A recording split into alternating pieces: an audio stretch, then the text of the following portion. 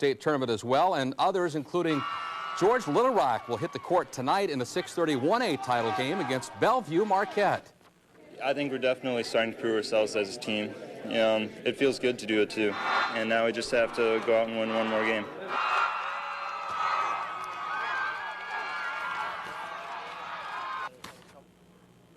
And here's the 1A, 2A championship matchups for tonight. George Little Rock against Bellevue Marquette, Fort Dodge, St. Edmunds, and Nottoway Valley. Those games live right here on Channel 9. And a reminder that Saturday night, MLC Floyd Valley goes after the 3A championship, the second straight 3A championship. We'll have it for you coming up tomorrow night. Iowa State. From Wells Fargo Arena in downtown Des Moines, it's the Class 1A state championship game between Bellevue Marquette and George Little Rock. Welcome once again, everybody, to Wells Fargo Arena and our continuing coverage of the Boys State Basketball Tournament. I'm John Walters along with Al Lorenzen. And Al, this is going to be a fun game tonight because you have this Bellevue Marquette team that's a powerhouse, and then you have a George Little Rock team that kind of came out of nowhere to reach the final. Well, there's no question. Jordan Eagle-Cedar, the 7'1" player for Bellevue Marquette. Certainly everybody in the state has heard of him, and nobody has heard of George Little Rock. So they've got something to prove here tonight, John. Let's bring in the third member of our broadcast crew. That's Rob Brooks. Hello, Rob. John, how you doing? Great to be with you and Al once again this evening. And the interesting thing about tonight is it's, of course, championship night. 3 of the 4 teams combined just 1 loss. But as you mentioned, it is George Little Rock coming in as the 8th seed and 4 losses. So it's about championships. 3 teams that know really how to win. 1 trying to pull the upset. All right, Rob, thanks very much. And don't be fooled by those 4 losses for George Little Rock. They played in a very difficult conference, and we'll talk more about that coming up. But there's the 1A championship game that we're going to watch unfold in just moments. And then later tonight, the 2A title game between Nottoway Valley and Fort Dodge St. Edmunds. It's going to be a great night of basketball, and we'll be right back to tip it off between Bellevue Marquette and George Little Rock. Wells Fargo Arena as we get ready to crown our first champion of this Boys State Basketball Tournament, the 1A championship game. Bellevue Marquette, the Mohawks undefeated under Jim Squires, his first trip to a state title game in his 35th year on the job. What a great story. They take on George Little Rock, another great story, the number 8 seed in Class 1A, but Ben Gerleman, their coach, has done a great job reaching this state tournament. He won a state championship as a player at Creston, but neither one of these teams has ever won the state championship. So this is going to be neat tonight to see a new champion crowned. Well, again, there's so many storylines here, but 2 great ones tonight, and both of them have gotten it done on the defensive end of the floor, John. George Little Rock holding Waco to 4 points in the first quarter and 2 points in the third quarter of their semifinal matchup. So certainly they can lock them down. And Bellevue Marquette, they can gamble and pressure on the perimeter because they've got 7'1" Jordan Eagle-Cedar on the backside of that defense, which makes up for a lot of mistakes. Let's go to our public address announcer, the one and only Don Euchre. It's time for basketball. The Iowa High School Athletic Association extends a warm welcome to basketball fans everywhere and invites you to experience championship basketball Iowa style. First up, the Class 1A game between George Little Rock and Marquette. The visitors on the scoreboard are the Mohawks from Marquette. They've won 27 games and are undefeated this season. They beat Alta and Northwood Kensett to advance into this final round of tournament play. The home team on the scoreboard is George Little Rock. They are 23-4 for the season. They beat Trainer and Waco in the tournament to advance to this championship game. And now, let's meet the reserves and assistant coach for Marquette and the Mohawks. Number 10, Mark DeVries. Number 13, Mike Stanitz. Number 15, Tyler Keeter. Number 23, Josh Bishop. Number 25, Dan Herrig. Number 32, Trent Wymaskirch. Number 33, Casey Kentman. Number 40, Brian Miedinger. Number 43, Nick Catman. And number 45, Matt Juck. And the assistant coach, Joel Sieberding. And now for George Little Rock, the Mustangs. Number 12, Alex Hunt. Number 14, Casey Fiedler. Number 24, Jason Hinch. Number 30, Mac Vandekamp. Number 32, Tyler Johnson. Number 34, Casey Peters. Number 40, Jason Reipkema. Number 42, Wes Peters. Number 50, Chad Lentz. And number 54, Brandon Timmerman. And the assistant coaches, Marty Clausen and Greg DeBoer.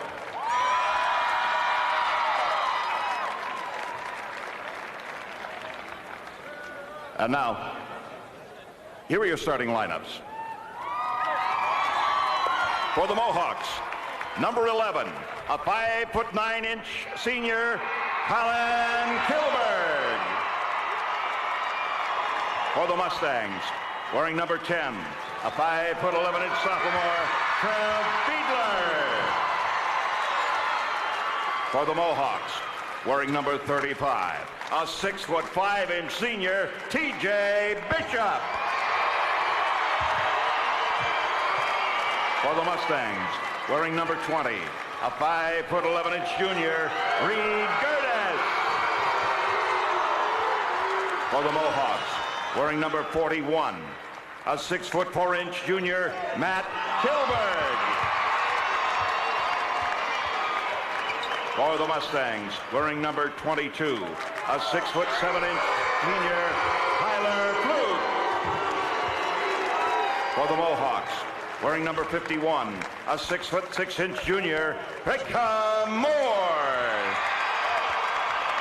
For the Mustangs, wearing number 44, a 6'2" junior, Darren Wiersma. For the Mohawks, wearing number 53, a 7'1" senior, Jordan Egelfeder. And for the Mustangs, wearing number 52, a 6'5" senior, Tim Cruz. Head coach for Marquette is Jim Squires. The head coach for George Little Rock, Ben Gerleman. Ladies and gentlemen, allow me to introduce the officials for tonight's game. The referee is Dan Rourke of Indianola. The umpire is Randy Bloom of Ankeny. And the bench official is Tom McQuillan of Moscow.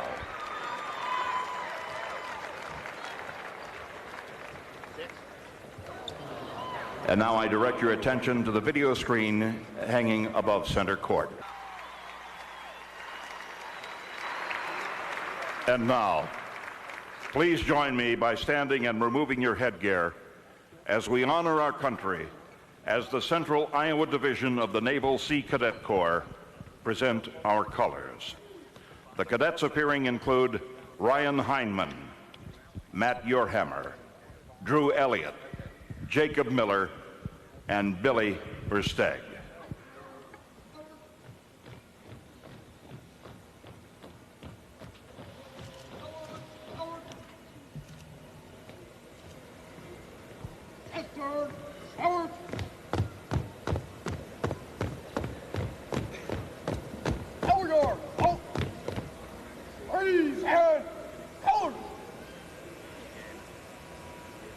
On the playing floor, Becky Arnold to sign, and Ann Steinberger from Van Buren High School to sing our national anthem. Ann has performed the national anthem at many events, including the boys' state basketball tournament when she was a sophomore. Ann has 20 first-place ratings at contests throughout her career, and was selected to sing in the chamber choir at Dorian Festival at Luther College this winter. Ladies and gentlemen, our national anthem. Oh, say, can you see by the dawn's early light what so proudly we hailed at the twilight's last gleaming, whose proud stripes and bright stars through the perilous fight o'er the ramparts we watched were so gallantly streaming, and the rocket's red glow, the bombs bursting in air, gave proof through the night that our flag was still there. Oh, say, does that star-spangled banner yet wave o'er the land of the free and the home of the brave? Ladies and gentlemen, please remain standing until the colors have been retired.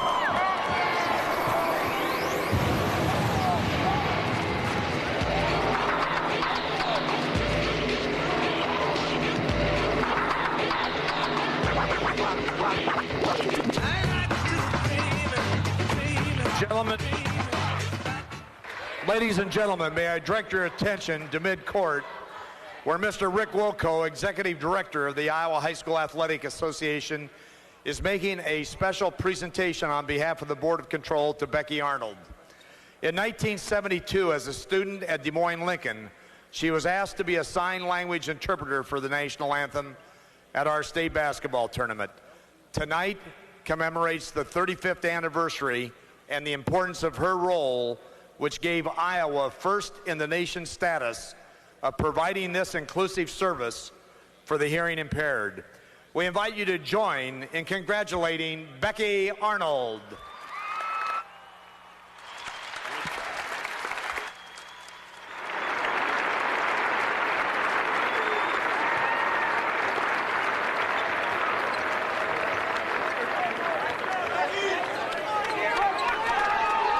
Well, congratulations to Becky Arnold, and now, as they say, it's time for basketball. I can't say it quite like Don Euchre and Father Collison, but it is time for basketball. And the Class 1A championship game is going to be a double ding-donger. George Little Rock Mustangs playing out of the tough Siouxland Conference, all four of their losses within that very difficult conference, taking on Bellevue Marquette, 27-0, undefeated. Jordan Eagle-Cedar will jump center against Tyler Fluth, and we are underway in the Class 1A title game. Bellevue Marquette is in the red uniforms with the white trim, and George Little Rock in the white uniforms with the red and black lettering and trim. Just going to say, John, not a surprise. Jordan Eagle-Cedar winning the tip. He's got quite a few inches on anybody else out there on the floor. This is Jordan at 7'1", walked with the basketball as they surrounded him. You know, we talked to Jim Squires, the coach, about of Bellevue Marquette, about what it's like to have a 7'1" player and how difficult it is, because really as a coach and as a team, you have to change everything you do. The other team's going to change everything they do to try to stop him. You've got to change what you do to try to attack. And there's Eagle-Cedar with the block. Great block there by Eagle Cedar, but I like the fact that they're attacking him. I think that's one of the things they have to do tonight, is to try to take it at him and continue to be aggressive. A long three-point jumper doesn't fall from Matt Kilberg. And the rebound to Tyler Fluth. You'll see him get a rebound and then dribble it up the floor at 6'7". Very versatile player. Left-hand shot wouldn't go. And Eagle Cedar, a rebound. He has just been a dominant rebounder in this tournament, averaging 16.5 a game.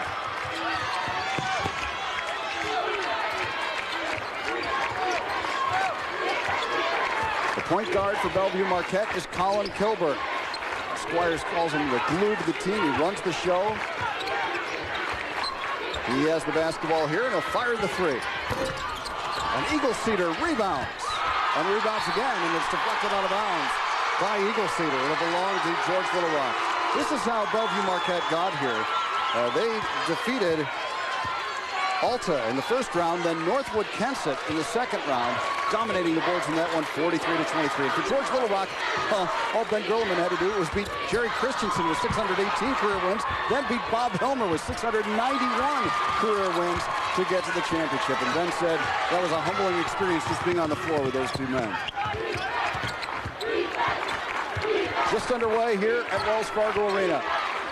George Little Rock and Marquette of Bellevue fighting for the Class 1A championship. Neither team has won a title. Brigham Moore missing. The rebound controlled by Tim Cruz. And Bellevue Marquette truly needs to get the big fella involved here. They are not a strong perimeter shooting team and have to get Jordan Eagle Cedar involved. Fluth is fouled and banked it in. Tyler Fluth with the first bucket. Now let's check out your keys to the game, brought to you by Walmart, Blue Cross Blue Shield of Iowa. You see, we'll do that as soon as we see Tyler Fluth taking it and finishing. And Tyler really can play any one of the 5 positions on the floor. Very, very versatile player for George Little Rock. He tries for a three-point play and converts. And here come your keys. Now as we take a look at both teams, well, we'll maybe hold off on those for just a second. George Little Rock a 3-0 lead over Bellevue Marquette. I think the guys in the truck want to give me a chance to change them in case things don't go the right way. Based on the first couple of possessions, absolutely. Brigham Moore with it. And you can see how George Little Rock packs it in and really surrounds Eagle Cedar down there on the block. Tempting the guards for Bellevue Marquette to shoot the three. They're leaving Kilberg wide open. Kilberg driving and leaving it for Moore. And Coach Ben Gerleman for George Little Rock playing the percentages. Bellevue Marquette only shooting 25% from behind the arc. Again, not a strong perimeter shooting team. A turnover, and in transition, a block shot and a foul called as T.J. Bishop committed the foul. Here's the keys to victory, brought to you by Walmart, Blue Cross, and Blue Shield. And Bellevue Marquette, what do you think they need to do? The Mohawks need to control tempo. There's no question. They don't want to play as fast as George Little Rock, and they need to get Eagle Cedar involved early and often. They have not done that thus far, and they're struggling. And then for George Little Rock. George Little Rock, transition offense. We just saw an example of that right there. You need to make Bellevue Marquette run. They're a much bigger team. They're going to be harder to get up and down the floor. And you've got to limit Eagle Cedar's teammates. Jordan Eagle Cedar is going to get his. He had 31 in the opening round. He had 41 in the semis. He is going to get his offense. He's going to get his points. You've got to make him work, but you really need to eliminate opportunities for the rest of that team. George Little Rock executing that to perfection thus far. Jim Squires called a timeout, and of immediate concern for him is the fact that T.J. Bishop, he calls him his top defender, the guy who sets the tone defensively for his team. 2 fouls. And that's a handicap to overcome. This is a Bellevue Marquette team that only usually goes about 6 deep, so having a player with 2 fouls early on, a big concern for Jim Squires. This is Kilberg. It's Colin Kilberg. He's number 11. Number 41 is Matt Kilberg. There's the lob to Eagle Cedar. They throw it up high, but again, he was surrounded. And up with the steal, Jaron Wiersma. Now Gertis, who drew that foul a moment ago. Fluth, mentioned a very versatile player, can do a lot of different things. Trev Fiedler, a sophomore, one of the guards out there for George Little Rock. Jumper on the way. And connecting is Tim Cruz, and a great start for the Mustangs as they try to pull the upset. You can't draw it up much better than what we've seen thus far from the Mustangs. Tim Cruz able to pull the big guy away from the basket and knock down the jump shot. George Little Rock making it very difficult for Bellevue Marquette to get anything going offensively. Matt Kilberg missing, and a battle for the rebound. And here comes George Little Rock again. 2-on-2. And down the lane, the lean-in jumper wouldn't fall for Fiedler. Bellevue Marquette has a huge height advantage in this game, but Fluke anticipating and getting the steal. The starting lineup for Bellevue Marquette, other than Colin Kilberg at 5'9", you've got T.J. Bishop at 6'5", Matt Kilberg at 6'4", Brigham Moore at 6'6", and Jordan Eagleseder at 7'1". There's a lot of colleges that don't start a front line that big. On the way, another jumper, and this one wouldn't fall for Cruz. They have really taken Eagleseder out of this game in the early going. But that can't last forever. You know Jordan's going to become involved here before too long. Brigham Moore, left alone, fires and misses. And the rebound of Kilberg denied by Fluke. You see some of the versatility of Tyler Fluke. The block shot at one end, the triple, the hoop at the other. And right now, Bellevue Marquette doesn't know what hit him. Another steal. Fiedler. And George Little Rock running. Fluke. And the miss by Cruz, and Bellevue Marquette rebounds. Here come the Mohawks looking for their first points. And wisely, Colin Kilberg settling it down, saying, hey, let's figure out how to get it into the big fella. Normally, Bellevue Marquette very patient in trying to get it in there. And last touch by George Little Rock. Substitutions in and a timeout on the floor.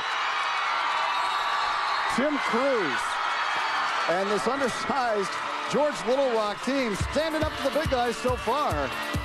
And it's George Little Rock out to an 8-0 lead.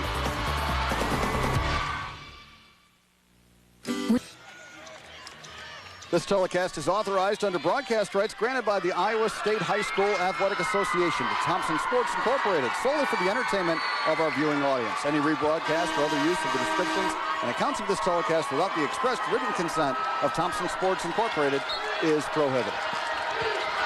Well, right now, George Little Rock prohibiting Bellevue Marquette from scoring, but not anymore. Matt Kilberg able to get the Mohawks on the board finally. And great screen by Eagleseder. You have to change zip codes to get around one of his screens. Tyler Johnson has checked into the game for George Little Rock, a very valuable reserve. And Fluke trying to get to the basket, but Eagleseder would have none of it.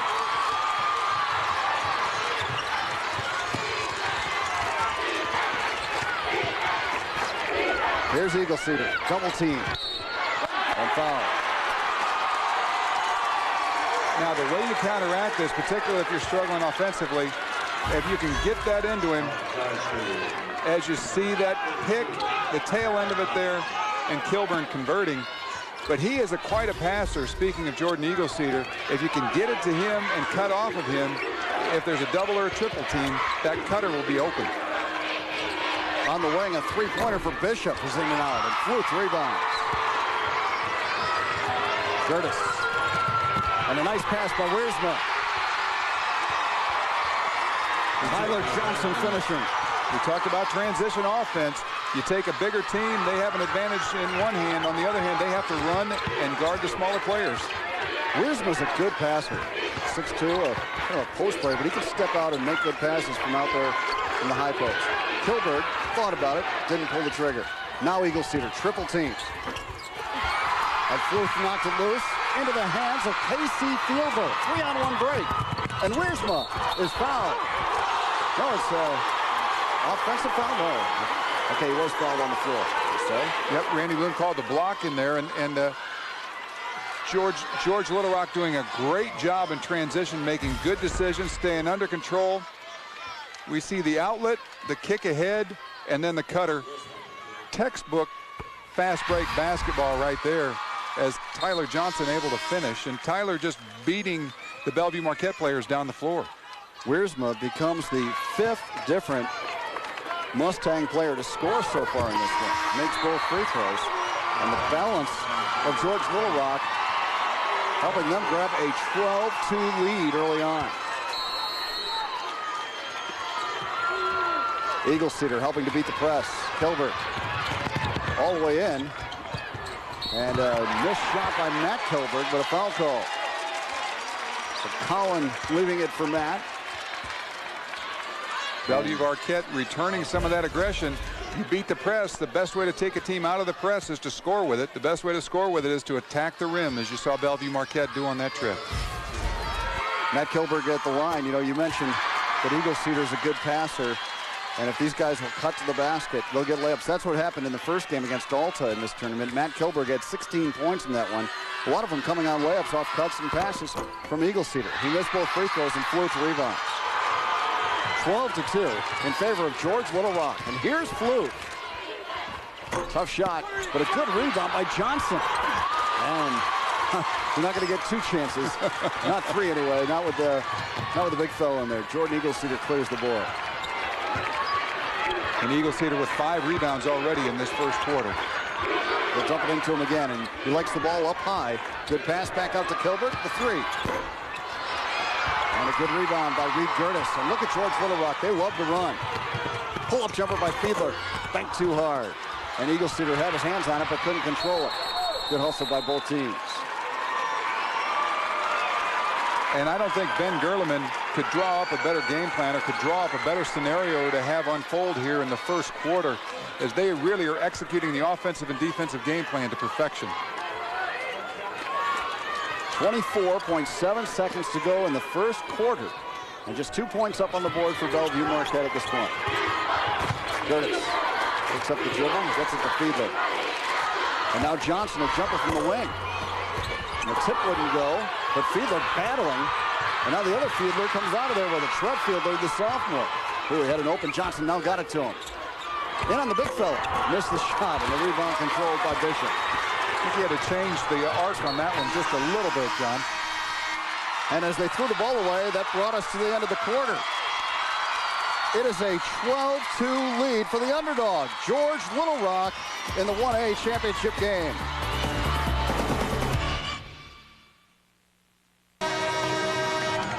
Great crowd on hand tonight. There aren't a whole lot of folks left in these hometowns that they've left behind to come to Wells Fargo Arena tonight. Those towns are empty because tons of local support from the communities. You'd love to see that.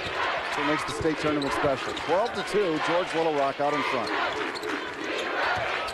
As we start the second quarter, and Bellevue Marquette just 1 of 11 from the floor in that first quarter. Eagle Cedar only got 2 shots off. He normally takes, I'd say, at least 50% of the shot attempts for Bellevue Marquette. And he's facing a triple team.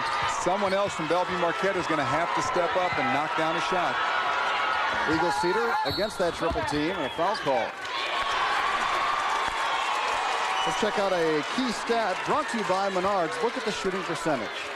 I mean, George Little Rock shooting 25%. It looks like they're shooting the lights out next to Bellevue Marquette. And we must be a jinx tonight, John. We have not seen stellar shooting performances from any of the clubs that we've done. Understandable if kids are tight, but it also has a lot to do with great defenses played and employed by these coaches. Kilbert. C doesn't want to pull the trigger on that 3. Eagle Cedar, turnaround jumper. That's where patience comes into play. If you're willing to work the ball on the perimeter, you're going to have an opening at some point, but you've got to be patient if you're Bellevue Marquette.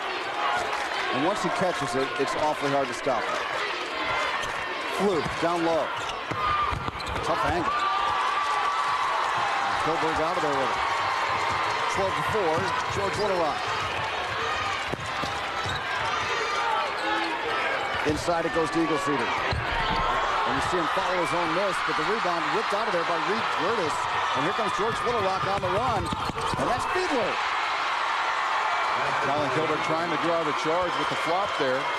Ref's not buying it. 6 different players have scored for George Little Rock.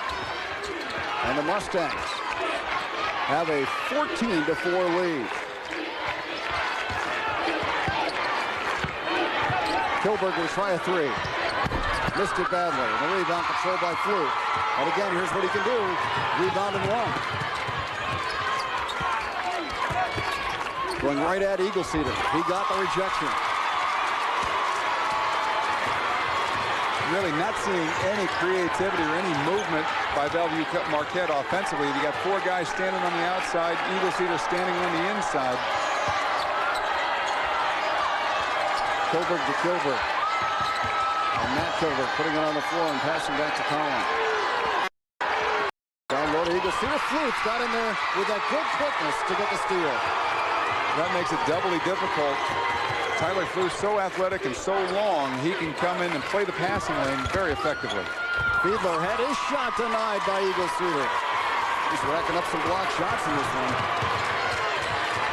But it's at the other end where he's struggling, as is this Marquette team. They just have not been able to knock shots down, and you can see how far off the George Little Rock players are on the defensive side of the floor. They are just really packing it in.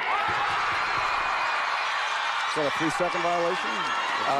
I couldn't tell if it was a travel or as you see George Little Rock having some success, and not on that particular trip. As you see Eagle Cedar, tough to get him over a 7-1 player when you're trying to float him like that.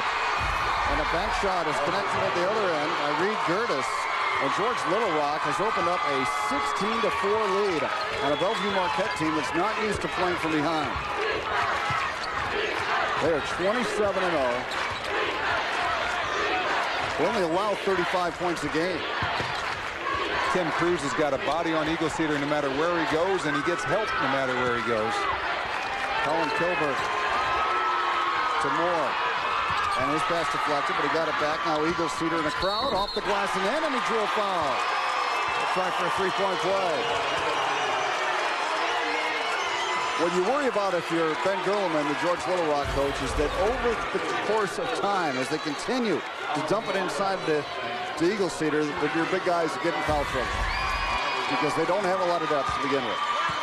Well, what's happened here, though, we talked about limiting the opportunities for Eagle Cedar's teammates, for the Bellevue Marquette players, and by limiting Eagle Cedar's touches, that's happened in kind of an unexpected way. Well, Fluth now has 2 fouls, and with 4:07 to go in the second quarter, it's a 16-6 lead, and there's Fluth operating on the baseline, and this time Eagle Cedar fouled him. See, I used the rim to protect his shot, didn't he? Well, and you got a real glimpse there at the ability that Tyler Fluth possesses as he gives you a quick spin along the baseline, goes up, sees the big guy, tries to take it, use the rim for protection, as you mentioned, and Eagle Cedar forced to commit the foul.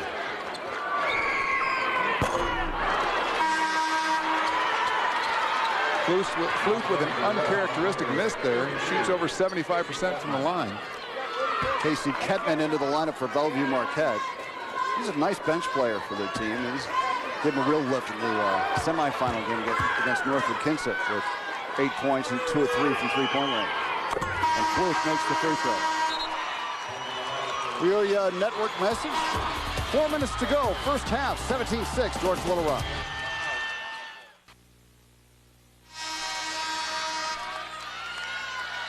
(17-6), George Little Rock, the number 8 seed in this Class 1A field. You see the points off turnovers. They have had the advantage. Here comes Colin Kilberg, leaving it for Matt Kilberg. Eagle Cedar in a crowd. Got his own rebound and got fouled again. And these fouls are starting to add up now for George Little Rock. John, if you're talking about the points off turnovers there, one of the things that's making it hard for Bellevue Marquette to get any points off turnovers, George Little Rock has only turned it over 1 time tonight. Tyler Johnson picking up his second foul, and Eagle Cedar missing the free throw. That's rare. You might think because he's a 7-footer that he's a bad free throw shooter a la Shaq. Not the case with Jordan Eagle Cedar. He's an 80% free throw shooter, by far the best on this Bellevue Marquette team, and he rattles in the second one. 17-7, George Little Rock leading Bellevue Marquette. Each team in its first state championship game. And Cruz misses the jumper, and Kilberg rebound. Now Kilberg pushing it. You mentioned the patience, Alan. That's such an important thing with this Marquette offense. They like to get it and do the things they like to do. They don't want you forcing them into doing something they don't want to do. Well, and there's no reason for them not to be patient. There's no ball pressure on them. They're playing. George Little Rock is sagging so far off. Bellevue Marquette can do whatever they want with the ball on the perimeter and wait until the defense makes a mistake, and Eagle Cedar opens up. Kilberg to Eagle Cedar. Tough angle, and he banked it in. That's 7 now for Jordan and Eagle Cedar, and 17-9. He really does have great hands and a great shooting touch. Oh, nice move by Reed Gertis, and he'll try for a three-point play. He's just a junior. 5'11", another these undersized George Little Rock guys, but he got his man up in the air and then knocked down the shot and drew the foul.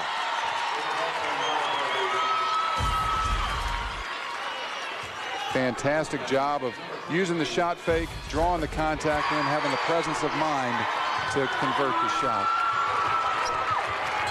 20-9 in favor of the Mustangs. Eagle Cedar has 3 bodies around him. So firing and hitting is T.J. Bishop. First made 3 for Bellevue Marquette. Big shot, if for no other reason, to give him some confidence. Fiedler back in there. Now Fluth has returned also, and he's playing with 2 fouls. So a bit of a roll of the dice by Ben Gerleman.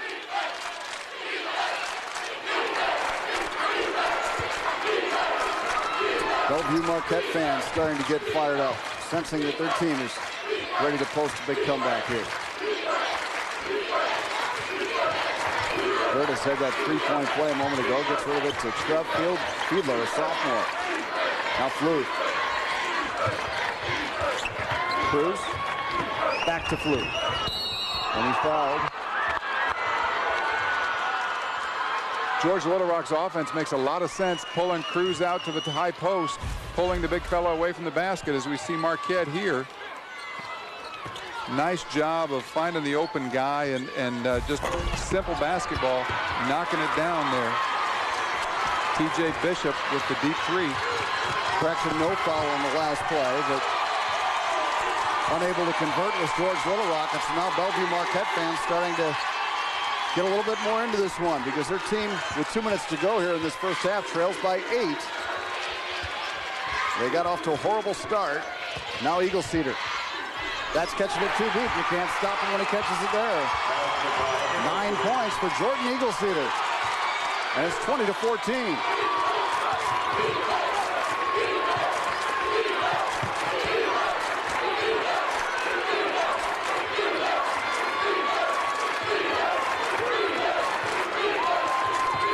Curtis. They get it down low to Fluth. Banked it in. 8 now for Tyler Fluth. And the lead back to 8. That high-low there with Cruz at the high post and Fluth cutting to the low post. Bishop. The guy that Coach Squires says could probably average about 20 points a game if they didn't spend so much time trying to get the ball into Eagle Cedar. But they realize that's their best way to win. And here's Jordan Eagle Cedar with it, attracting a triple team. Brought it down low and had it blocked by Fluth. But Eagle Cedar got it back. Now off balance, missed the bank, but the putback is in by Bishop. Wasn't pretty, but it worked. And I'm sure Fluth happy not to get a 3rd foul. And now Eagle Cedar another block shot. He has at least 5 blocks already in this one. You see Eagle Cedar with that nice lob pass. He catches it in there, and it's over. And then you see what not to do as he brings the ball down. He brings it down to their level, and Fluth says, not today, big fella. Something he can tell his kids about, blocking the shot of a 7'1" player. But you see what we talked about in the open with a player of Eagle Cedar's magnitude, not just size, but with his skill level and other. You're not going to eliminate him from the equation for the entire ball game. You can limit him for stretches. George Little Rock has executed their game plan very, very well. But we see even with that, Eagle Cedar beginning to assert himself. 10 rebounds already in this first half. 9 points, certainly making his presence known. And 5 block shots. Wow. Might have a triple-double the way he's going. You know, he had a triple-double in the sub-state final against Janesville. Coach Squire says he's almost too unselfish sometimes because he does like to pass the ball out of those double and triple teams, but course, he's their best weapon, and they wanted to shoot it as well, but triple-double with assists in that game against Janesville. 42 seconds to go in the half, and George Little Rock, the big underdog coming into this tournament. They weren't even expected to win a game. Here they are in the state championship game, and they have a 6-point lead as we approach halftime on Bellevue Marquette, undefeated. The Fiedlers playing catch with the ball along the left side, and now with 20 seconds to go, Gertis takes over.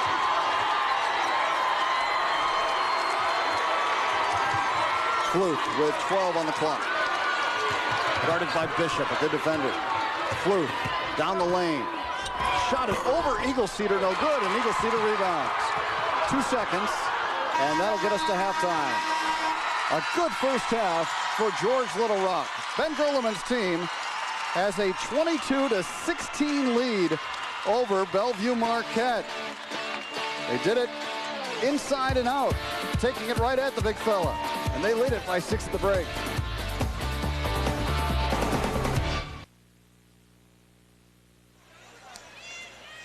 We're at halftime in the Class 1A state championship game with George Little Rock leading Bellevue Marquette 22-16. Let's go to public address announcer Don Euchre. Tonight, the Iowa High School Athletic Association and the Iowa Cheerleading Coaches Association proudly present the Iowa All-State Cheerleading Squad. This squad was chosen from over 200 varsity cheerleaders from throughout Iowa in tryouts in October. After their selection, these cheerleaders practiced throughout the winter to prepare for their performance tonight. The routine is choreographed by Michelle Barlas of Jump and Jam Camps of Mason City. Please welcome the 2006 All-State Cheerleading Squad.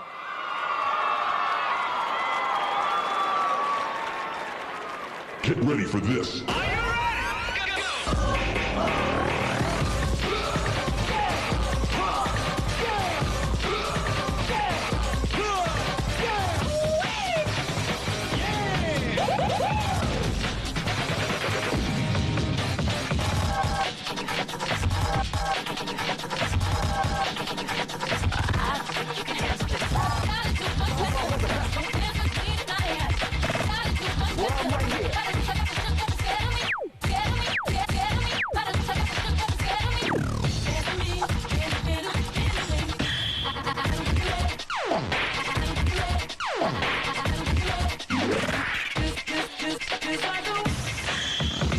Go!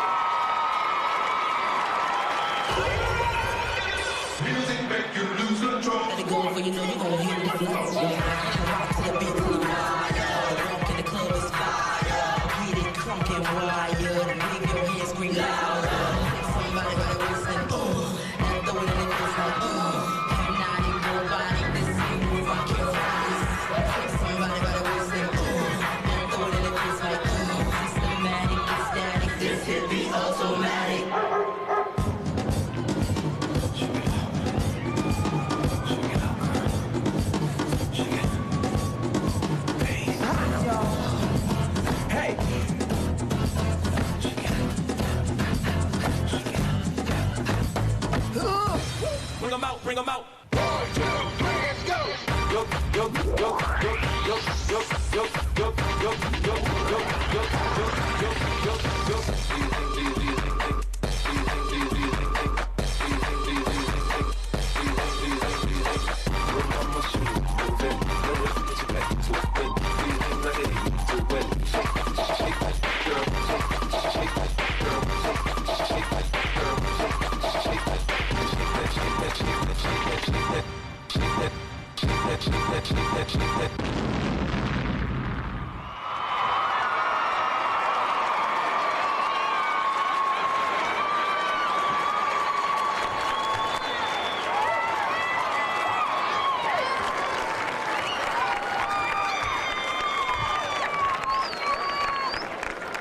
Ladies and gentlemen, it's time to meet the members of this all-state cheerleading squad.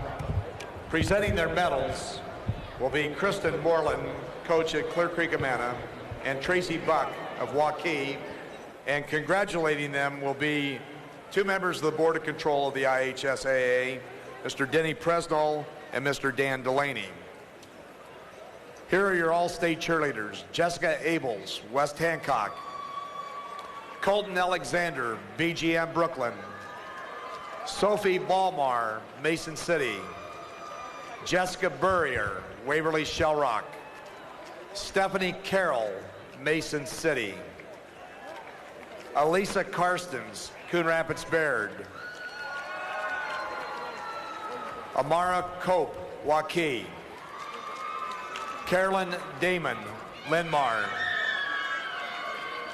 Alyssa Davidson, Mason City; Holly Dye, Benton; Emily Awi, Mason City; Tristan Gann, Mason City; Kelsey Gamalik, Mason City; Aaron Good, Waukee; Lindsay Hess, Clear Lake; Chelsea Yaley, Cedar Falls; Katie Keneally, Cedar Falls; Julie Kleinwert, St. Ansgar; Brooke Lemon, Linmar; Laura Hettinger, St. Edmund, Fort Dodge; Megan Mackey, Cedar Falls; Jordan Nebbit, Mason City; Cassidy O'Brien, Fort Dodge; Mila O'Rourke, St. Edmund, Fort Dodge; Rebecca Reese, Gilbert; Michelle Reefy, Davenport Assumption; Kayla Stokes, Cedar Falls; Ryan Swarbrick, Cedar Falls; Rachel Valentine, BCL UW; Tessa Vandehoof, Harris Lake Park; Nikki Whitmire, Waverly Shell Rock. Ladies and gentlemen, your 2006 All-State cheerleaders.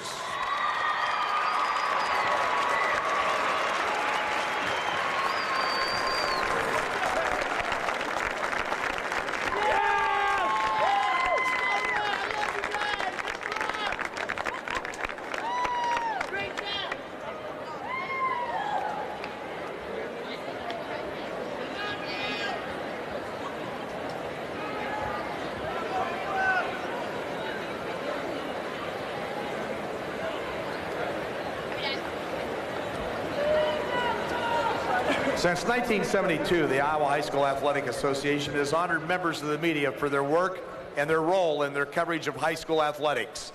Tonight, 6 individuals are welcomed into this special award category. Presenting the awards, 2 members of the Board of Control, Deb Menke, principal at Pleasant Valley, and Mr. Mike Billings, superintendent of schools at Roland Story. His enthusiastic, positive approach to high school athletics has made him a popular radio personality. In Des Moines at WHO in 1981, he started doing scoreboard shows as well as calling numerous boys and girls state basketball tournaments.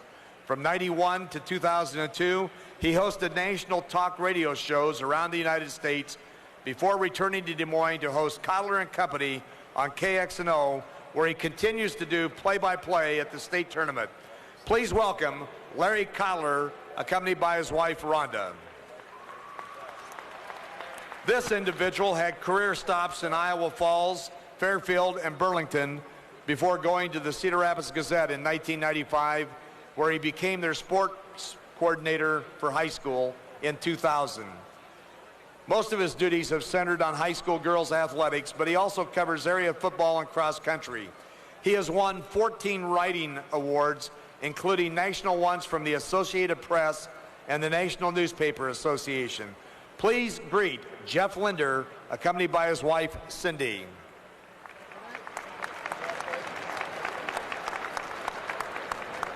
Over 20 years ago, this award winner came to Iowa from Florida.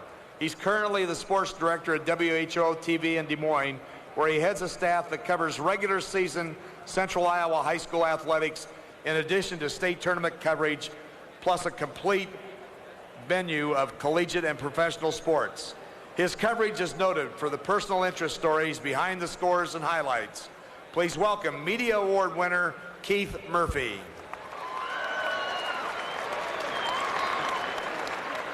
A well-known college TV announcer for the University of Iowa, he also calls high school sports for Mediacom Connections.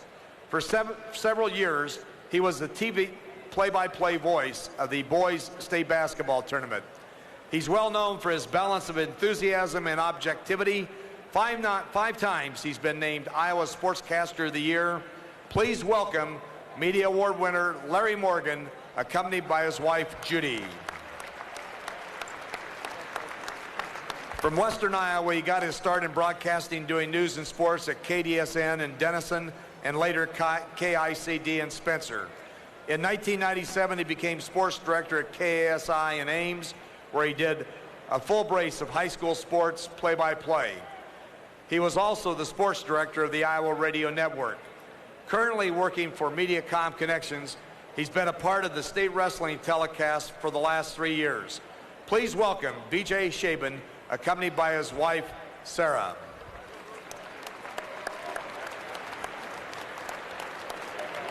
This award winner started his career while a senior at Decorah High School on KDEC, where he continues to serve that station as news and sports director. In addition to doing nearly 90 high school broadcasts each year, he hosts a weekly sports show featuring local, regional, and statewide guests. He also broadcasts Luther College football and does high school wrestling action on public access television channels. Welcome Media Award winner from Decorah, Darren Svensson. Ladies and gentlemen, your 2006 Media Award winners.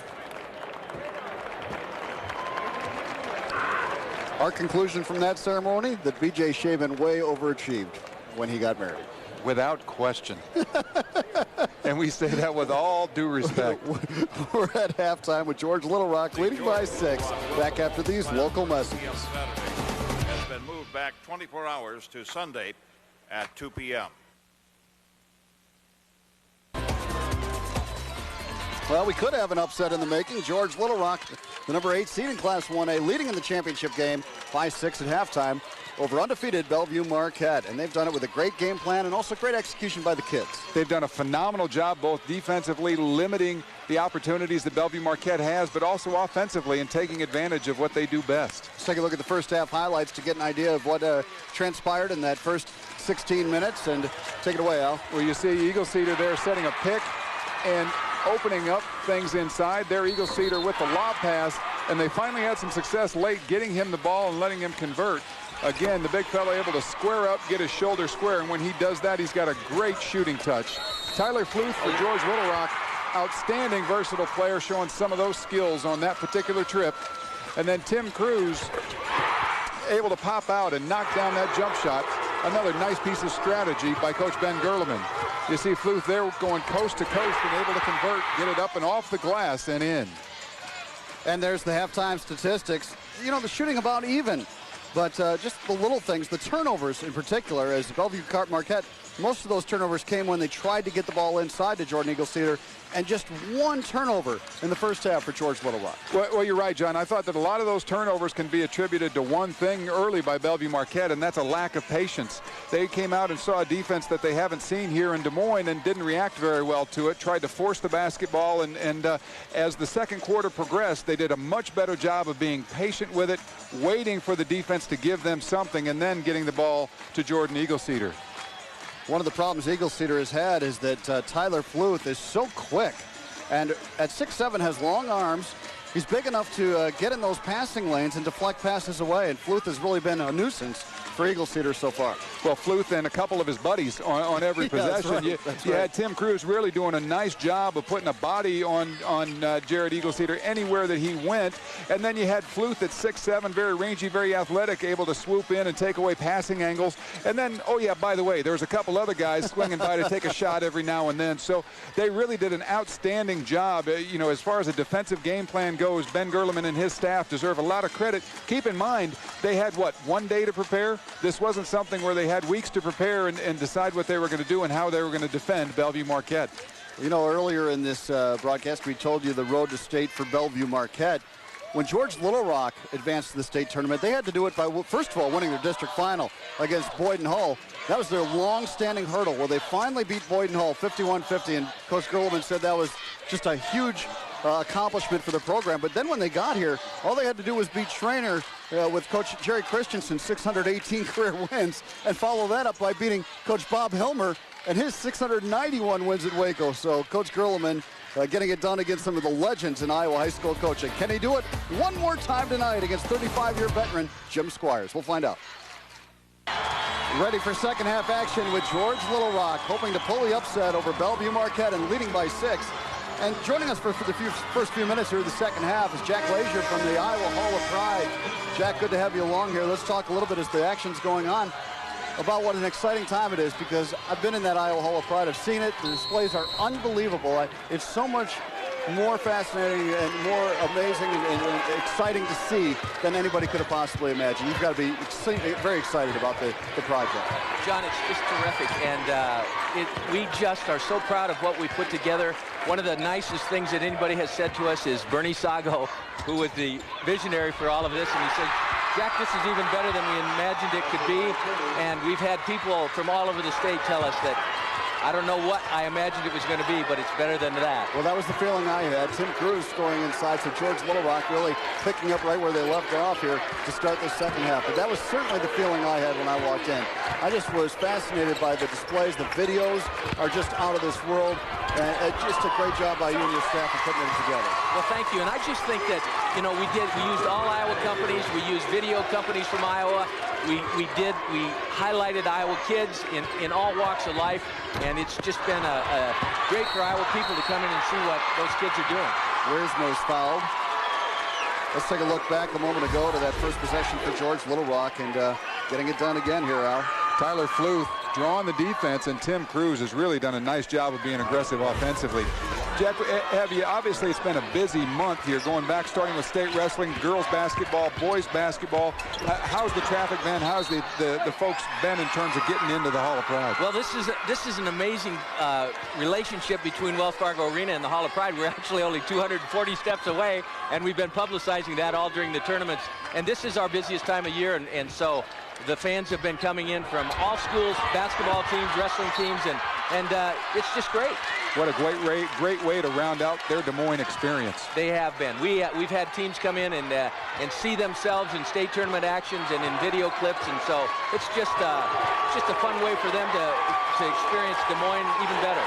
It's a great way to honor some of the great athletes we've had in this state. And Jack, I think one of the neatest things about it is if you're a person passing through and you want to go see it, it's so user-friendly. You walk in there, and if you want to see a video on something, you just push what you want, and then up it pops, and it's just created to be very user-friendly. It really is, and we have a lot of senior citizens that are afraid of the technology, but all you have to do is touch the screen, and, right. And it's there for them, and after about a minute, they're into it. So it's so simple, I can use it. Curtis able to connect, and George Little Rock showing no signs of going away quietly here as Marquette up by They're trailing by 8 now as George Little Rock opening up the second half with a good run.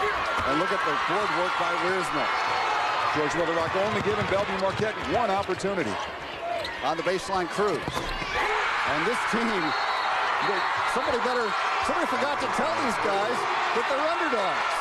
They're up by 10 with 5:51 to go in the third quarter and a timeout called by Jim Squires. Isn't there just some... Another look, Cruz hitting the jumper. And George Little Rock, a 10-point advantage. Who says they're the number 8 seed?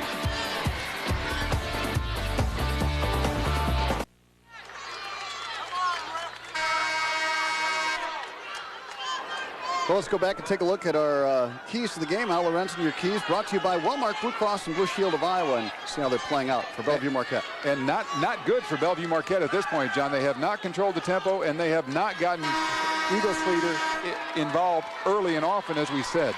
And then for George Little Rock. And George Little Rock has done a great job in transition offense, and they have limited the other players on Bellevue Marquette. Just a fantastic game plan thus far for George Little Rock. 28-18, George Little Rock leads it. As they come out of that tough Siouxland Conference where they had such great competition in the regular season. You see the 4 losses and you think, well, they're the big underdogs, but they played great teams. They lost twice to MOC Floyd Valley, who's in the same conference. The team we'll see a bit later. And down low, that's Eagle Cedar, and they'll try for a 3-point play. We're visiting with Jack Glazier of the Iowa Hall of Pride as we watch the replay of Eagle Cedar. And now that's a good entry pass. Absolutely, just a lob. And again, when you let him catch it there, Cruz had been staying behind him. He did not have help on the front side. That makes it too easy for the big fella. No, Jack, we don't want to assume that everybody around the state knows where the Hall of Pride is. Let's kind of start from scratch. For those people that are hearing about it now and want to come see it next time they're in Des Moines, where is it? How do they get there? And how much would it cost them to go through and see the displays? All right. We are in the Iowa Event Center. We're actually in Hy-Vee Hall on Park Street. Our address is 330 Park Street. So if you're coming down 235, you take the 3rd Street exit. You go down between Betts Auditorium, Wells Fargo Arena to the first stoplight.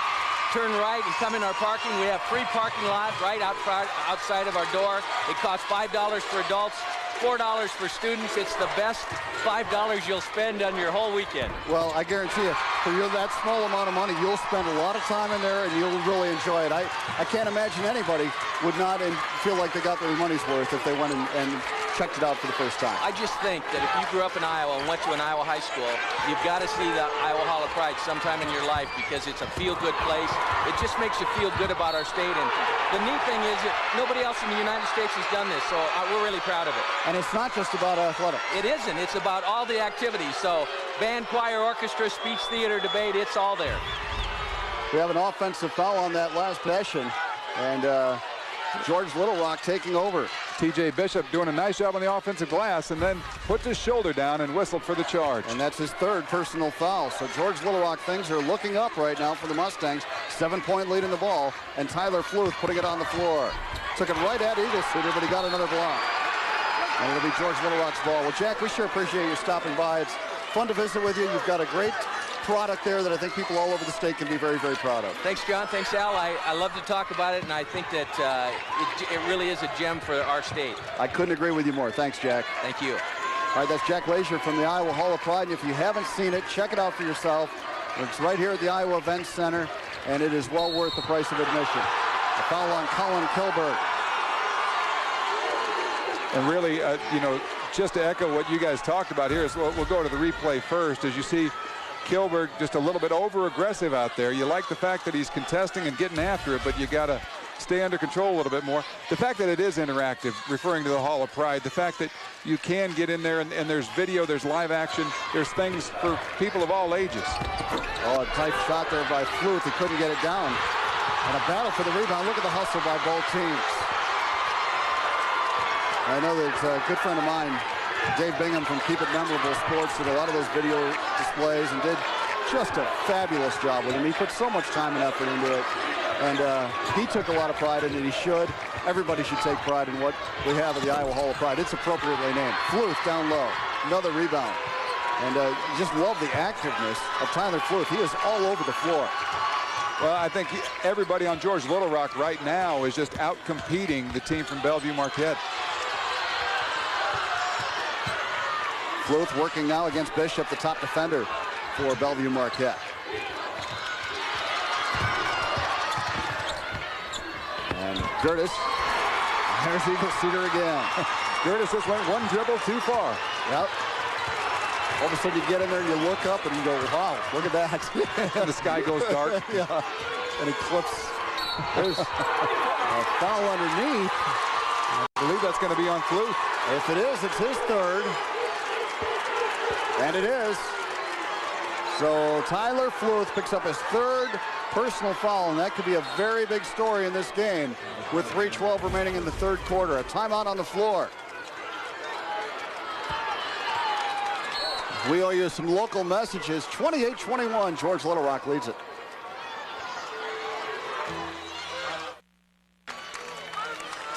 There you see the block shot story. Jordan Eagle Cedar was 7. George Little Rock would 2, but you know, Coach Squires talked about the fact that, you know, here's his team. They only give up 35 points a game, Bellevue Marquette. Why? Well, because you've got a 7'1" guy at the back of that defense. And Coach Squires talked about how the kids out front can gamble a little bit more and take more chances because they know they have that security blanket back there. Well, literally, there are no easy shots. There's no layups when you've got him in the lane. He contests everything, and he changes a lot of shots that he doesn't block. 3 minutes to go, third quarter. A 7-point advantage for George Little Rock, hoping to pull off one of the great stories of the Iowa State basketball tournament. Down low, Eagle Cedar. Boy, he's tough. Great patience that time, making the extra pass. 16 points, 14 rebounds, 7 block shots for Jordan Eagle Cedar. If that sounds like a lot, last game he had 41 points, 20 rebounds, and 5 block shots against Northwood Kensett. There's another rejection. He's approaching a triple-double. His 8th block. And all of a sudden, a 5-point game can be cut down some more right here. Bishop. Inside they go. Kilberg to Kilberg, and a block for Fluth. So that turns the tables. Fluth gets it ahead to Fiedler. Johnson inside. Right over Eagle Cedar. There's just no backing down in this George Little Rock team. Tyler Johnson, a really good bench player for George Little Rock. And at the other end, another block. And here comes Fiedler pushing it. Gertis. Tough shot. Oh, good job by the boards by Kilberg. Need to see some of that patience this trip from Bellevue Marquette. Tough shot by Kettman, and the rebound to Fluth. Not really what I had in mind when I asked for patience. Hardly even spit it out yet, you know. Fiedler gets it to Wiersma. And a good look to Johnson. High off the glass. And Johnson has figured out you can get it over him. You got to shoot it quick. 32-23. Johnson taking it right at 7'1" Jordan Eagle Cedar. Eagle Cedar right back at him. And a foul. It wasn't just stripped. I think it was just stripped, and it'll be Bellevue Marquette's ball. To the bench now. And Mark DeVries coming in. As you look here, once Eagle Cedar gets position, there's no moving him, and all he's got to do is turn around and reach up. Here you see him making his presence known on the defensive end. Makes it look easy, doesn't he, John? He does. Hey, how about that? Straight off the bench, Mark DeVries steps in and buries a 3. And gets himself fired up in the process. Got this crowd going there. Near steal for Kilberg. But I mean, just seconds into the game, and he buries a 3 from the baseline. That's probably the first time we've seen him. We didn't see him in the semifinal at all. And here he comes into the championship game and knocks down a quick 3. Jim Squires puts the young sophomore in, and he doesn't know he's not supposed to take the shot and make it. Or maybe that's why he's in there. Maybe they felt like, hey, we'll put our best shooter out there and give him a shot. Maybe he's the best they've got from three-point range. And coming down the floor on this end, Jim Squires looked at him and as if to say, keep doing that. Absolutely. That would really open things up inside for Eagle Cedar. And stepping out of bounds, George Little Rock would belong to Bellevue Marquette. So Mark DeVries, sophomore, 5'9", checked into the game and buried a 3, and now all of a sudden it's a 6-point game, and Bellevue Marquette with the ball. This is DeVries again. Kilberg for 3. Now they're starting to fall. And we have a 3-point game. A strong finish to the third quarter for Bellevue Marquette. 8 seconds to go. Cruz from 18 feet. Fiedler. And a tip-in. Missed the buzzer. He just barely missed it at the buzzer. He got it off in time, but Wiersma couldn't get it down. Strong finish to the first half for Bellevue Marquette. Kilberg getting it down. And the Mohawks are within 3.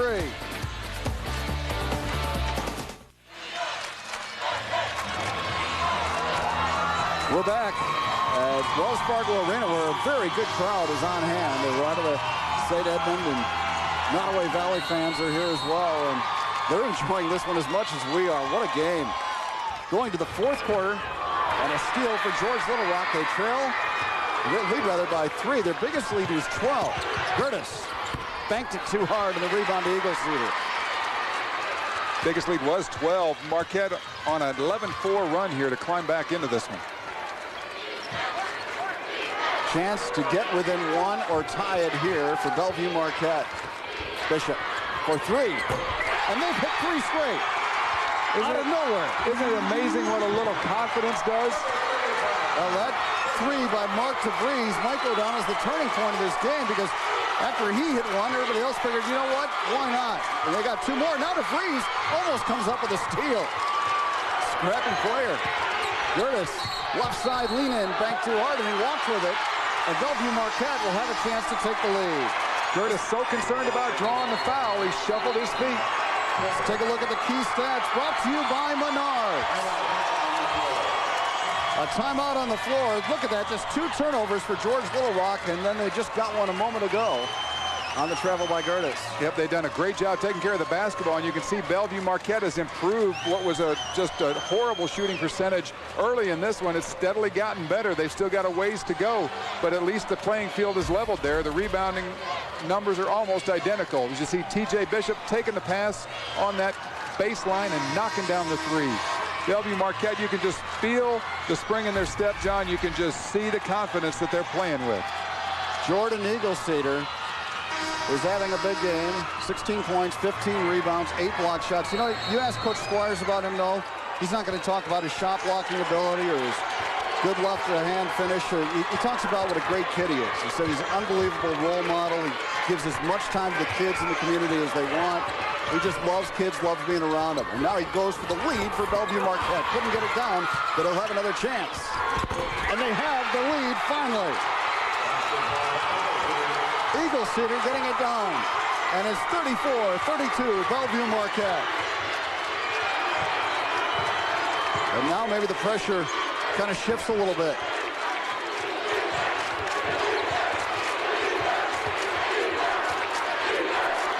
Fluth down low, left hand off the glass and in. Wow.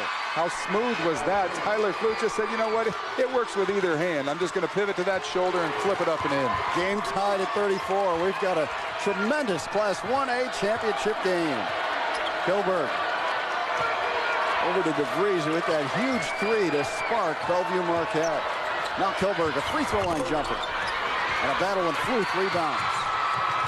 And even though that shot didn't go in, I like the fact that Colin Kilberg took a couple dribbles in, says, okay, I won't take a 19-footer, but I'll take the 15-footer. George Little Rock trying to regain the lead. Fluth on a bounce pass to Cruz, and he walked with it. Ben Gurleman says that's all right. That's a good possession nonetheless because they made the right pass. Ben played at Creston, won a state championship back in 1997. That team with Kyle McCann. Look at those 2 guys shoot the ball. The father, Ben's father, Mike, the coach of that team. If Ben wins this title, he'd become the first father-son combination ever to win state championships here in Iowa. What a great story that would be. And the great thing in talking with Coach Gurleman, he has a true respect and admiration for the history of this game and particularly what happens here at the state tournament. Kilberg. Well, Preston sure showed themselves well in this tournament, didn't they? They had a great effort last night against Harlan in the semifinals. I felt so bad for those Preston kids because they really fought hard and in a lot of ways deserved to win the game. They played so well, but Harlan, to their credit, came back and pulled it out at the end. Absolutely. And, John, what we're seeing here is patience until the young sophomore got impatient. But the confidence that we're seeing Bellevue Marquette plays with allowed them that possession to be a little bit more patient. The young sophomore got a little anxious there at the end, but a nice job of moving the basketball on that trip. High-low pass to Flute. Oh, how did he get it in there from that angle? Underneath Eagle Cedar and off the glass from an impossible angle, and he'll try for a three-point play. And we're watching something special here as you see the lob come in to Tyler Flute. Gathers himself, goes up and finishes. And you just get the feeling that these guys are just trading body blows, and we'll see who the last man standing is. Well, T.J. Bishop now has 4 personal fouls. That's a concern for Bellevue Marquette. Flute's free throw is good. Belia network break. It's a good one. George Little Rock up 3 with 4:42 to go.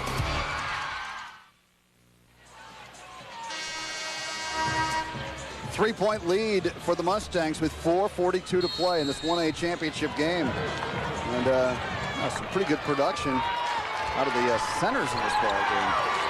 Take a look at that right there. Jordan Eagle Cedar, 18 points, 16 rebounds, 8 blocks. Tyler Flute, 13 points, 11 rebounds. Down low, Eagle Cedar again. He'll go to the free throw line.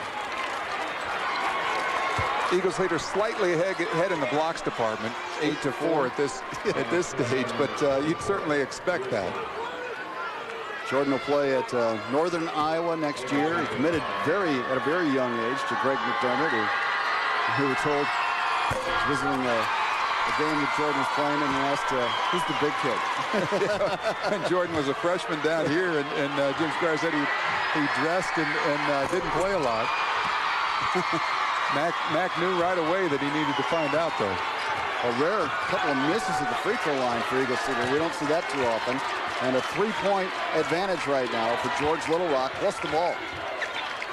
Inside they go to Johnson. He's had no fear going against Eagle Cedar. Wiersma got it denied. That's 9 blocks for Eagle Cedar. 4 minutes to play in the game. Gertis, lean-in jumper. Tough shot. Reed Gertis had 14 points against Trainer, 10 against Waco. He's added 8 more here tonight. And Eagle Cedar at the other end. Wiersma a little worse for wear after that one. Eagle Cedar just kind of shrugged him off and laid the ball in. 39-36. Back to a 3-point game.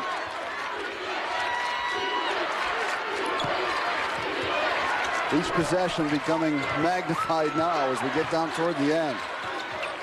Flute into the lane, and a block that time by Bishop, but that got the foul, and that's going to be 5 on T.J. Bishop. And that's a big foul. T.J. Bishop critical to Bellevue Marquette. They really don't have anybody to replace him. He's their best defender, they say, as Coach Jim Squires would tell you, kind of the guy that sets the tone for their defense. A terrific defensive team. And T.J. Bishop will leave with 8 points. He had a big 3 here in the second half, but man, he's got to be frustrated fouling out of this one. And he's drawn the unenviable task this evening of trying to contain Tyler Flute, and by all accounts has done a very solid job there. Bellevue Marquette will go small now. Flute to the free throw line. You know, that's hard for Bellevue Marquette to do. Yes, it is. Flute right through on the free throw. 14 points in the game for Tyler Flute. And we're talking about one of the most versatile players in this tournament. Coach Gerleman called him a special player. Said he can do anything on the floor. Got a double-double against Trainer, another double-double against Waco, a third double-double here tonight. Missed the second free throw. So 3:13 to go, and George Little Rock, a 4-point lead.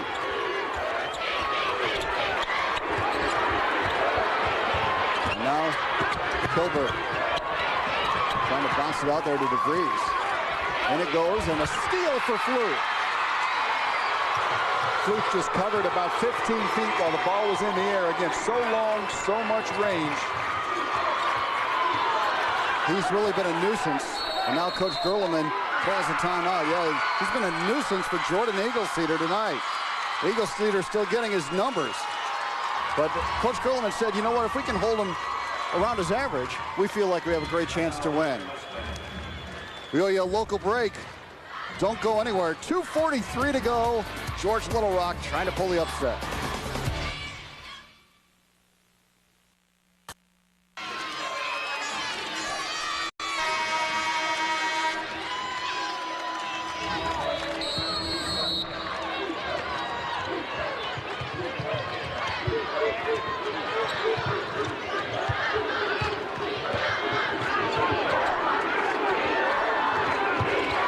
To 36 our score with 2:30 to go here as George Little Rock tries to put this one away against Bellevue Marquette. Easier said than done. Casey Peters is checked into the game for George Little Rock. He has the ball. Now Fluke is fouled. You know, Ali, we talked to Coach Gerleman yesterday, and you asked him, how big has this been in the community? And he said it's been huge. Well, it's been huge on a lot of different levels, and a lot of the small communities certainly rally around these teams over the course of the winter. But I don't think it's anywhere that it's more special than in George Little Rock right now. He said the girls team has always been real good, and the community's always taken a lot of pride in the girls team, and now they can take a ton of pride in both programs. And well, with good reason, no matter how this one turns out, George Little Rock has represented itself as well as you could possibly imagine here in this state tournament. Can they get the final task done and pull off this big upset over Bellevue Marquette? On the perimeter, Kilberg, a good pass into Eagleseder. He got the defense looking away. Now Eagleseder inside. Got his own rebound. Back up in the crowd, drew the foul. And he'll try for a three-point play. And it's great to see the passion and the emotion that Jordan Eagleseder is playing with. He wants this one. Neither team has ever won a state championship. Jordan Eagleseder's been here to state a few times. He wants a championship tonight. Got the putback and drew the foul.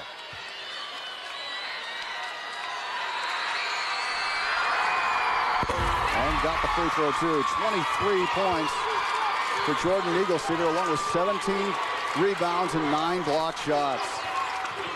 And now they will foul Casey Peters. And John, I've got to be real honest with you. With a minute 31 left and a 1-point ball game, I don't think I'd put somebody on the line yet.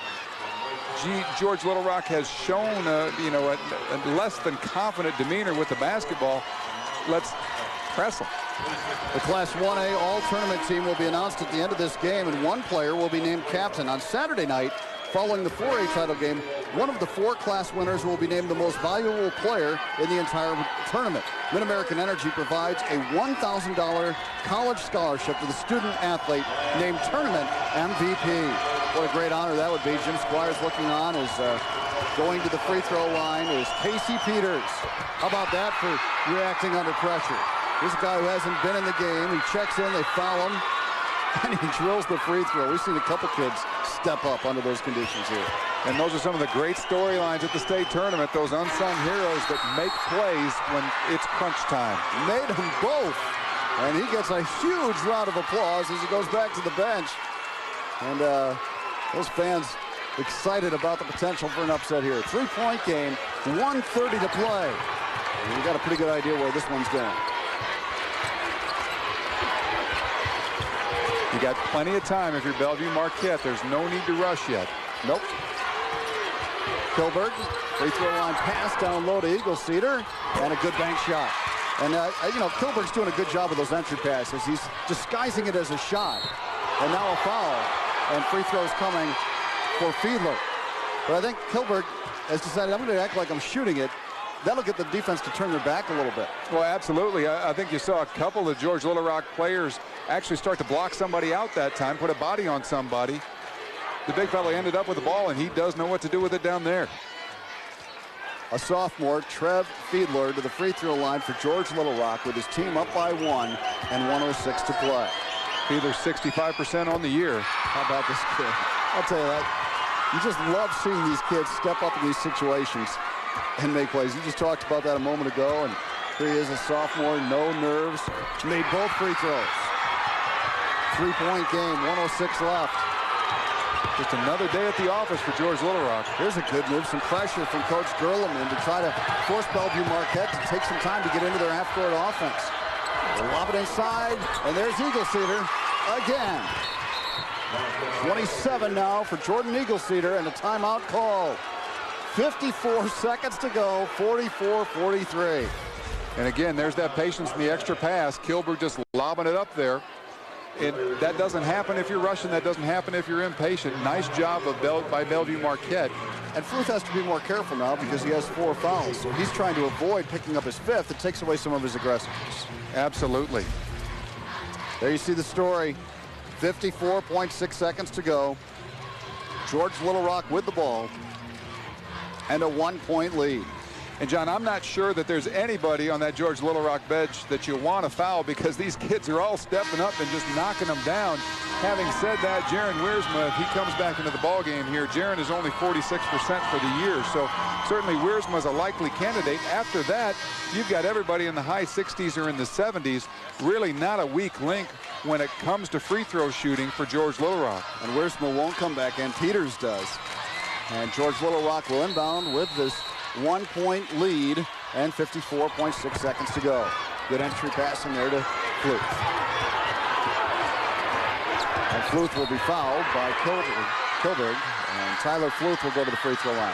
Great execution right there by George Little Rock. Tyler Fluth, the best free throw shooter on the team at 75+%. You know you want to get him the ball, and then he had the presence of mind to hang on to it and force Bellevue Marquette to foul him. And now let's see where's check in for defensive purposes, and so does Cruz. Well, Coach Gerleman, you know, we talked to him about his conference. That's Siouxland Conference. What a tough level of competition. There's great basketball in the northwest part of this state.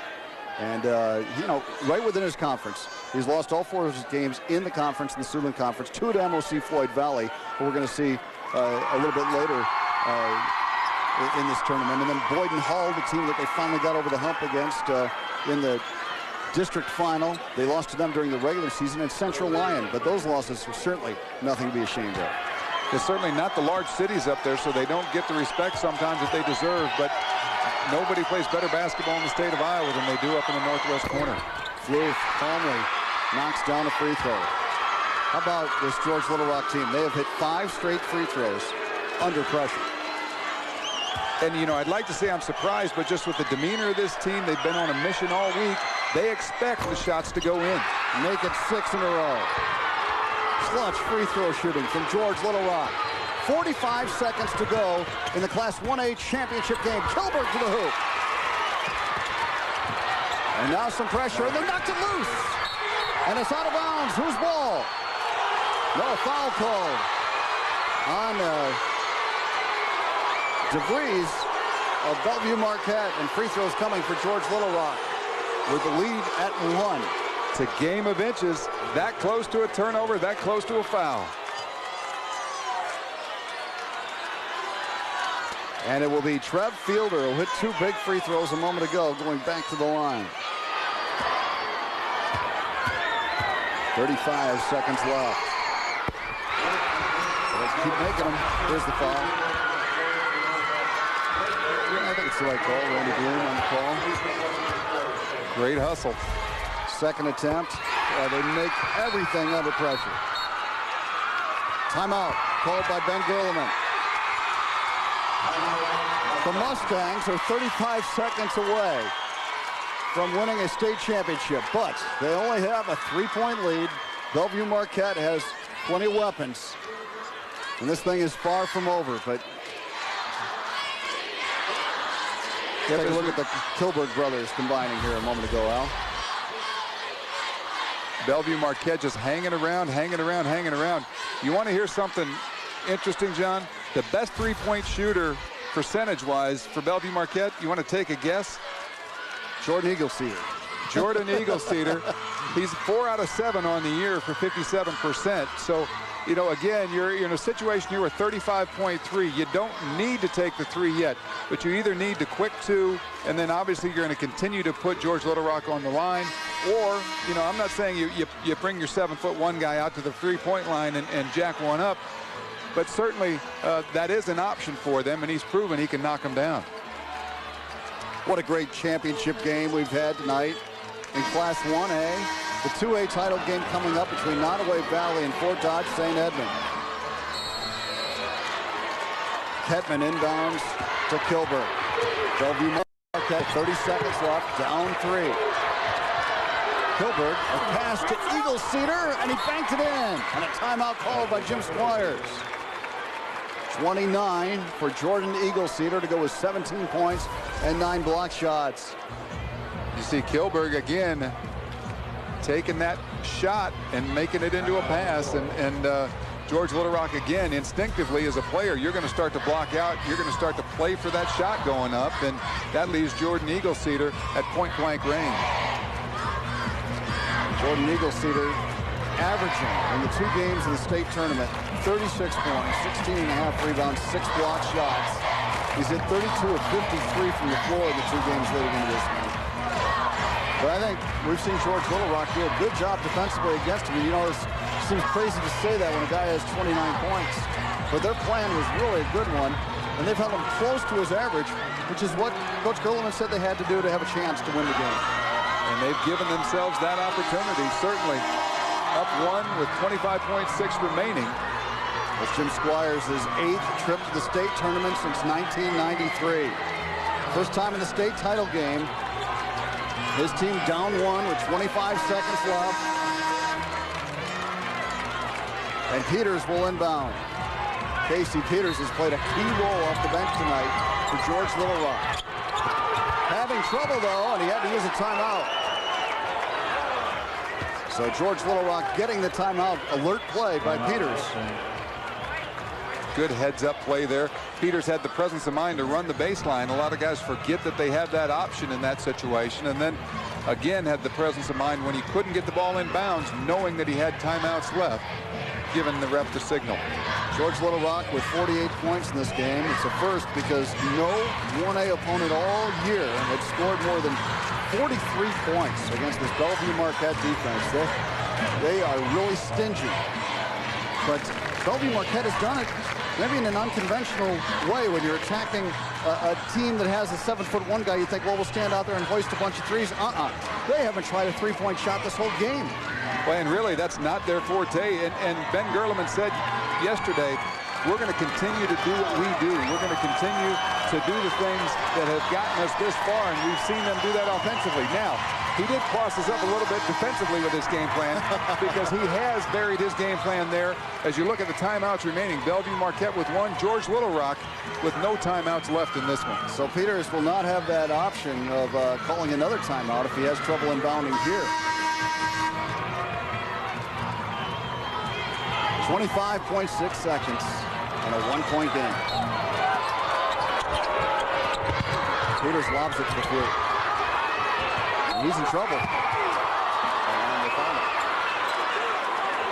So Flute will go to the other end. The correction, though, I think the ball was just deflected out of bounds off of Bellevue Marquette. So it will be George Little Rock inbound. And the difference now is Peters is on the spot. He cannot run. And he threw it away. Kilburg up with a steal.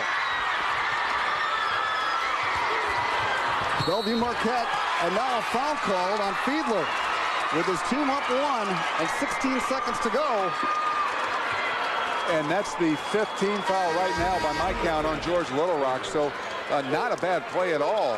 You got one more to give by Fiedler. They have a couple to give, and that what it does is it allows them to substitute. It allows them to get the defense on the floor that they want to for George Little Rock. Bellevue Marquette has trailed virtually the whole way.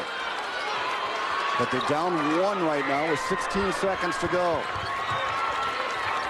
Kilburg into a crowd. Flute. And an alternate possession. It's going to belong to George Little Rock. With 10 seconds left. And we've seen Kilburg time and time again here in this second half, get into that little intermediate area and act like he's going to shoot it and get it down to the big guy. That time just goes a little bit too far. Fluth will inbound this time with 10 seconds left. And he gets it in to Gertis, and he'll go to the free throw line, fouled right away with 9.7 seconds left. And Gertis, another one of the guys for George Little Rock that just shoots it at about a 65% clip. Now, why has George Little Rock been able to hold off this Bellevue Marquette charge? Well, they've been hitting the free throws, 16 of 19, 84%, and they have hit them under pressure. Gertis to shoot two right here. Now, these kids are tough-minded kids, and you're right, they think they're going to win this game. They've felt that way from the get-go. You know, I defy you to find another 8 seed coming into a state tournament that has played with more confidence than this George Little Rock team has this week. And a timeout called by Jim Squires. Now, setting the stage here, even if Gertis makes the second free throw, it's a one-possession game. And we talked about it. Now we might actually see Eagle Cedar step out to the three-point line if he has to. And because if it's down to just one possession for Bellevue Marquette, they're going to have to shoot the three if Gertis makes the second free throw. Well, you're absolutely right. And right now, you've got plenty of time, 9.7 seconds, plenty of time to bring it the length of the floor. And I wouldn't mind seeing a pick and roll or a pick and pop for the big guy. Use him to set a screen out top and then have him pop and look for him. You know, it's going to be hard to deny him the ball on the perimeter. At the same time, if you come off that big pick up there and you've got other people open on the wing, certainly you can go to it, and then you've got him crashing from the top of the key. But right now, certainly the advantage to George Little Rock. Well, you know, the guy that shot the three the best of anybody for Bellevue Marquette in this game is T.J. Bishop. But he's on the bench with 5 fouls. He was 2 of 3 from three-point range before fouling out. So they lost one of their best weapons from out there. And now it's Reed Gertis, rather, going back to the line to try to make one more. You've got DeVries, who's made a free throw, or made a three-pointer, the sophomore. They missed it. They only needed 2 now. 6 seconds. And Kilberg in trouble. 3 seconds. He's fouled. He's fouled. It'll be a 1-and-1. No, that's the 16th foul. They still had one more to give. So now with 3.8 seconds left, though, they get to gather themselves a little bit, and they were in trouble. They certainly were. And you know what? I love the play, though, by Trev Fiedler. Here's a sophomore out there in Fiedler for George Little Rock, having the presence of mind to know that they want to commit a foul. Now, you got 3.8 seconds, plenty of time to catch and shoot. It's not a catch-and-throw scenario yet. You can catch it, make a pivot, and get a shot off. Kilberg to throw it in. Knocked loose. Put into the hands of Matt Kilberg. A 3 for the win. And he missed the bank. And George Little Rock is the state champion. The number 8 seed comes into Wells Fargo Arena, upsets Trainer, upsets Waco, and upsets Bellevue Marquette to win the state title. Look at this celebration.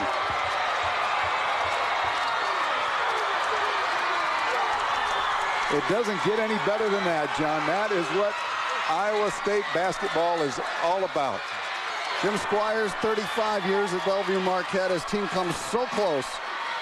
And Ben Gerleman won one as a player, wins another as a coach, and becomes part of the first father-son tandem ever to win state championships in Iowa. His dad, Mike, won one when he coached Ben at Creston, and now he's won one as the head coach at George Little Rock in his 5th year on the job.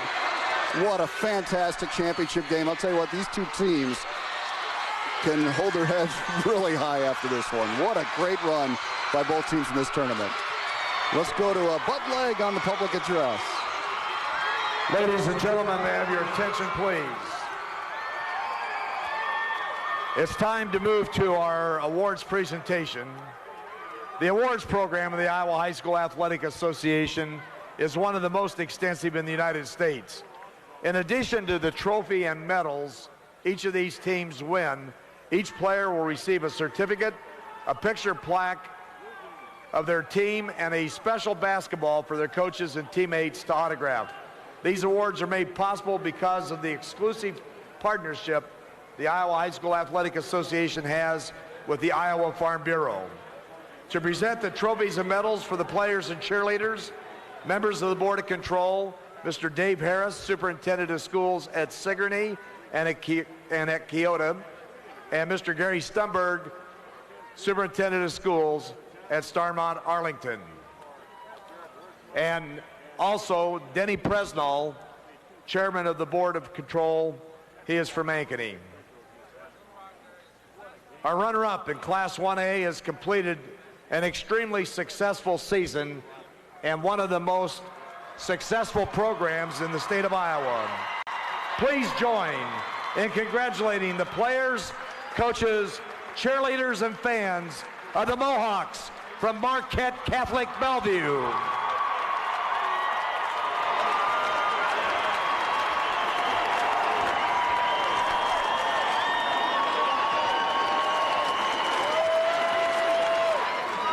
With a record of 24-4, your 2006 Class 1A state champions.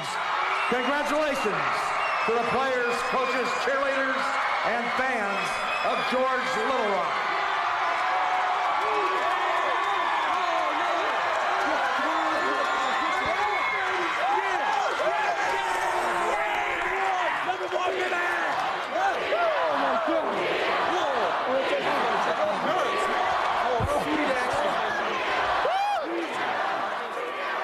Since 1988, the Iowa Bankers Association has awarded a $1,000 scholarship to honor one student athlete in each class for exemplary involvement in school, church, and community activities, scholarship in addition to their participation in athletics. Each school in the tournament nominated one individual for this award. Here's a short profile of this year's winner. He ranks first in his class. He's been a class president all 4 years, captain of the football team and the basketball team, treasurer of the band and fellowship of Christian athletes, active in his church and community in activities such as the Habitat for Humanity. Here to present the award, John Sorensen, CEO of the Iowa Bankers Association, and Randall Baird, president of Union State Bank in Rockwell City. Your winner from Rockwell City Lytton, Brent Miller.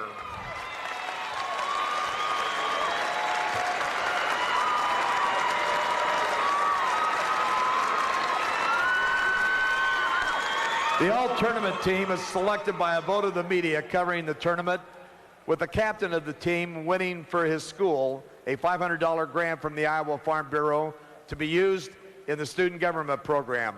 Presenting the all-tournament medals is Mr. Craig Lang, president of the Iowa Farm Bureau Federation. And here is your Class 1A all-tournament team. From Waco Wayland, Ryan Shellman.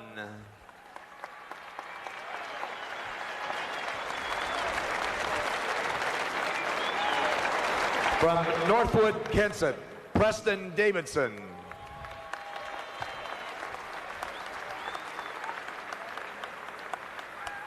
From North Mahaska, Blake McGriff.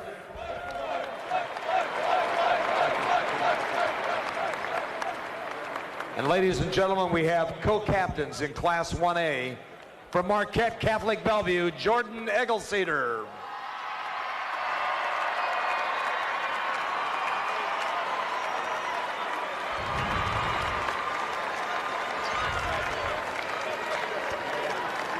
And from George Little Rock, Tyler Fluke.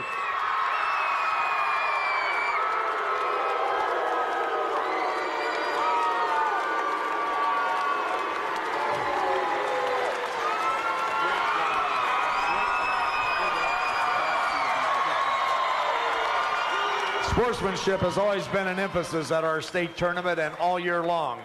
Student bodies, fans, players, coaches, and cheerleaders have been judged with the winning school receiving a trophy and a $1,000 award for their student government program from the Iowa Farm Bureau. Presenting the award is Mr. Craig Lang, president of the Iowa Farm Bureau Federation, and the school judged to have the best sportsmanship in 1A, Waco Wayland. Accepting is Renee Reckenbach, the cheerleading coach.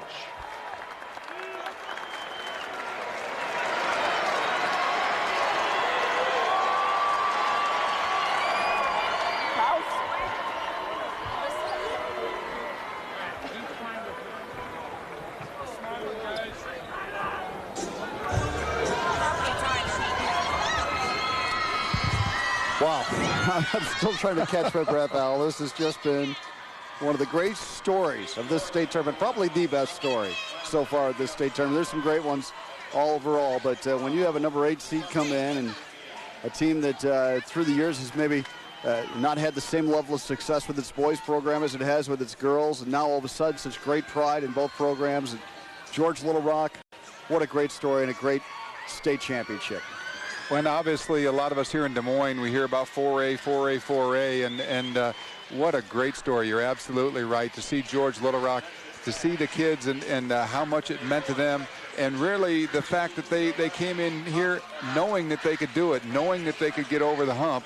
And what a credit to Ben Gerleman. I mean, we talked about earlier in the broadcast how a young man, a relatively young coach who understands and respects the tradition and history of basketball in the state of Iowa, and then to see him impart that and hand that down to his team is truly special. And we will now go to Rob Brooks, who's standing by with Ben Gerleman and Tyler Fluth. Well, John, thank you very much. And Ben, I tell you what, you got off to a great start. You were able to limit the touches of Jordan Eggleseder inside, and the game plan worked. It did. Now, you know, I got to give all the credit to our kids. Our kids have been resilient all year when people have doubted them. And, you know, for them to come out on the biggest stage and to play defensively the way they did to start the game and only give a very good team 2 points in the first quarter says a lot about our kids. And I'm extremely proud of each and every one of them that puts on our uniform. Whether they got in the game tonight or not, you know, this win goes for all of them. And the other thing, too, to knock down those free throws at the end of the game. I mean, that's what wins titles. A lot of people talk about it, but you guys did it tonight. Yeah, we did. You know, I called a timeout with about 2.5 minutes to go, and we were going to pull it out. We had a 3-point lead at the time, and I just told the kids, said, we're gonna make them foul us, and we're going to make our free throws and win the game. And pretty much that's exactly what happened, and I'm extremely proud of all of our kids. You know, it's very nice to be a part of this team. Well, Coach, congratulations, and now you and your dad both have a state title, so you'll have something to talk about in years to come. Yeah, that's true. So hopefully we'll enjoy this until next year. That's right. Well, congratulations, Coach. Let's bring in Tyler Fluth here because he was absolutely outstanding tonight, and what a feeling to win a state title. Yeah, it feels great. I mean, all year long, our hard work and determination finally paid off. How about guarding Jordan Eggleseder inside? You guys had to work real hard to try to limit him. Came on in the second half, but you guys down the stretch had enough. He's a heck of a player. I mean, we were bringing double teams, triple teams all night, and we were just trying to limit him from putting up more than what his average was. How about coming in here as the 8th seed and performing well on a huge stage, just like the coach talked about? That is something to be real proud of, to accumulate with a state title. Yeah, we knew coming in that we thought we could do it, and we just wanted to play with that chip on our shoulder and make sure everyone else knew too. Well, Tyler, congratulations. Enjoy it. Thank you. All right, John, back to you. Thank you, Rob, and congratulations to Ben Gerleman, Tyler Fluth, and those Mustangs of George Little Rock, state champions for the first time. 49-47 the final in a dandy. 2A championship coming up.